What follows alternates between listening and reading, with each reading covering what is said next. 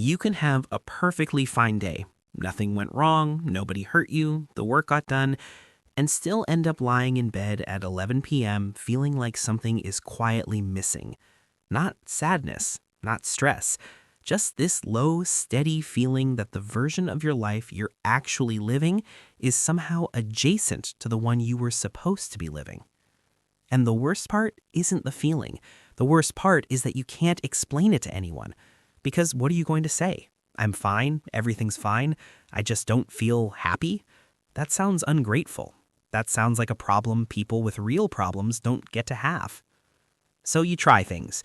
You try the routines, the gratitude lists, the 6 a.m. alarms, and they work for 3 days, maybe 4, and then life just absorbs them, and you're back to the same feeling in the same bed, wondering why happiness seems to stick so naturally to some people and slide right off you.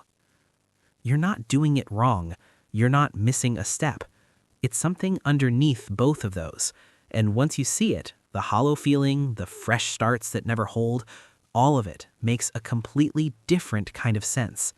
It has to do with who you think you are. Here's the thing nobody tells you about happiness.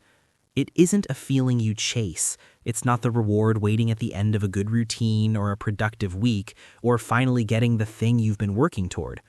You already know this because you've had the productive weeks. You've gotten some of the things, and the feeling wasn't there, or it was there briefly, and then it wasn't, and you were back to the same quiet question.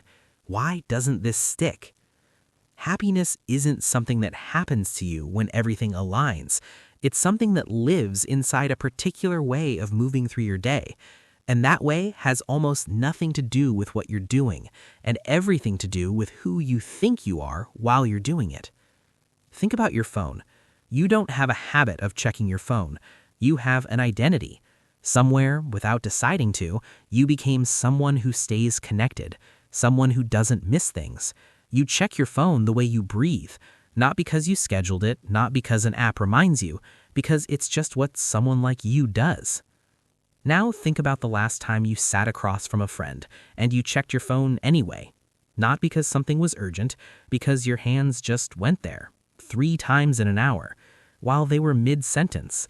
You didn't decide to do that. You just did it because it was consistent with who you are. Now imagine trying to build a gratitude practice when somewhere inside you there's a voice, quiet, not dramatic, just steady, that says, I'm not really someone who does things like that. Every morning you sit down to write, you're not building a habit. You're arm wrestling your own self-image, and your self-image always wins. It was there before the habit. It'll be there after. That's not a character flaw. That's just physics. There's a version of this that everyone knows, but nobody says out loud. You've been in a meeting, probably a Tuesday, 2 p.m., the kind of meeting that didn't need to be a meeting, and you said something that came out wrong. Not offensive, just not what you meant. And for the rest of the day, part of your brain kept replaying it. Not loudly, just on a loop in the background, like a tab you can't close. That loop isn't random. Your brain runs it because somewhere in your identity there's a file that says this is the kind of thing that happens to you, and your brain is just being loyal to that file. The same thing happens the morning after you miss a habit. The loop starts. Here we go again. I knew this wouldn't last. I never last. And here's the cruel part. The loop isn't a reaction to the failure. The loop is the failure. The missed morning wasn't the problem. What you told yourself about what the missed morning means, that's what ends it. Every time. And this is exactly where it gets specific. Picture someone who has done everything right for 3 weeks. They're sleeping 8 hours, they're journaling in the morning, they're moving their body, they've cleaned up their diet. And one evening they're sitting on their couch, quiet house, nothing demanding their attention. And they wait for the feeling, the good feeling, the one that was supposed to come after all of this. And it's just not there.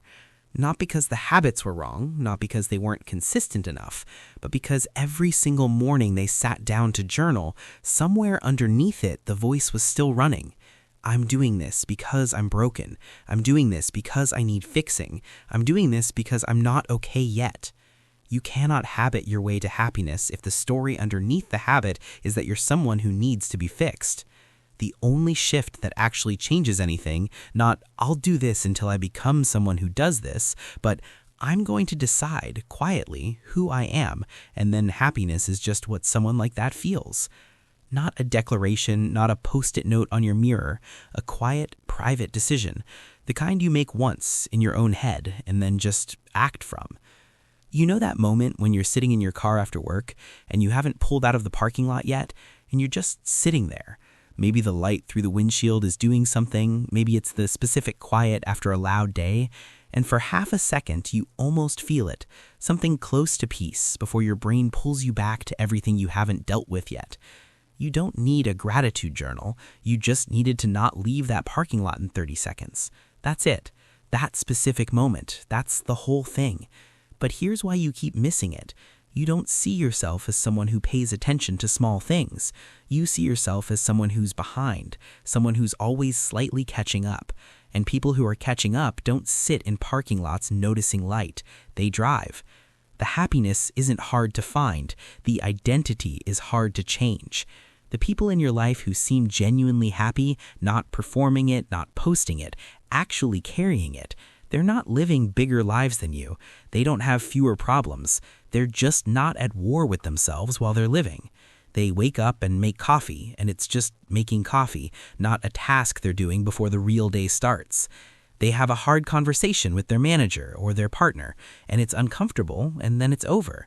It doesn't follow them into the next 3 days. They sit in a parking lot, and they actually sit there. Not because they're more disciplined, because somewhere along the way they stopped treating their own life like something they hadn't earned yet. That's what happiness actually feels like from the inside. Not a mood, not a reward, just being present in your own life without the constant low hum of, I should be doing more, feeling more, being more. That hum goes quiet when you stop fighting who you are. There's one more thing, and this is the part the other videos never get to. The identity you're carrying right now. I'm not someone who can keep this up. I always start and stop.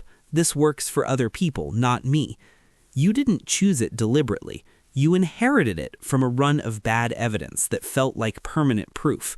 A few months where nothing stuck, a few years maybe, and your brain did what brains do. It turned a pattern into a personality. But you wrote that sentence, which means you can rewrite it. Not loudly, not with affirmations, just quietly, in the small moments after you mess up. Instead of saying, this is who I am, you say something different. That's one day. That's not who I am. One sentence, quiet, to no one but yourself. Said enough times in enough of those small moments, it stops being a correction. It becomes a fact. So here's what I want you to do tonight. Not tomorrow, tonight. One sentence, private, yours. I'm the kind of person who, and end it with something small enough to already be slightly true. Not the aspirational version of you, not the best you in 6 months. Tonight's version, even slightly. I'm the kind of person who notices things. I'm the kind of person who takes small things seriously. I'm the kind of person who's done waiting to feel like themselves. Write it somewhere only you will see it. Or don't write it anywhere. Just say it, once, and mean it. Because happiness was never the thing waiting at the end of the right routine. It was always just what it feels like to live as someone who stopped arguing with themselves. You just stopped arguing. If this gave you something real, subscribe. There's more of this here. And if you know someone who needs to hear this tonight, send it to them. This is the Better Version Project. I'll see you in the next video.